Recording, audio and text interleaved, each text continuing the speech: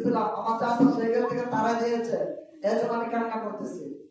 বলতেছে তুমি দুনিয়ার কারো কাছে না পাইলে তুমি একজনের কাছে পাইবা, ওই মক্কার একজন লোক আছে, ওর কাছে গেলে তুমি যা চাইবে তাই পাইবা।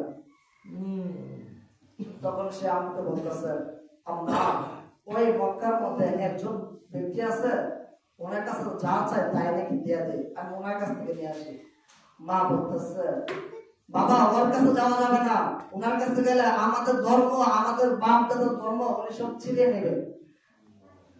তখন বলতেছেন মা, আমি ওনাকে আমার বাপ দাদার ধর্ম, আমাদের পূর্বপুরুষের ধর্ম ওনার কাছে বিক্রি করবো না, তারপর আমি ওনার কাছে যাবো।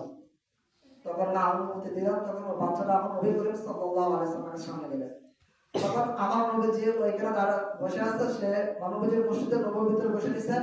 সে মসজিদের নববীর সামনে গিয়ে বলতেছে শুনেন, আমি আপনার কাছে আমার ঈমান বিক্রি করব না, আমার বাপ দাদার ধর্ম আপনার কাছে বিক্রি করব না। আমার নবীজি মুস্কি হাসি বলতেছে ও বাবা, তোমার ঈমান আমার, তোমাদের ধর্ম তোমাদের ঈমান আমার কাছে বিক্রি করতে হবে না, তুমি কেন আসো সেটা বলো।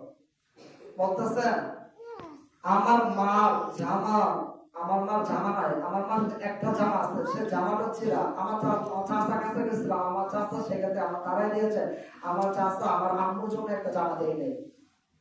তখন আমার নবী বলতেছে ও সাহাবী, বলতেছে বাচ্চা এদিকে আসো।